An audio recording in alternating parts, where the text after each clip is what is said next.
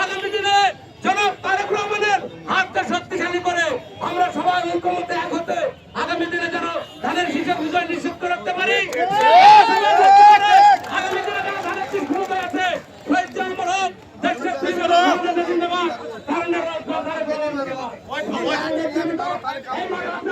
জানি জানি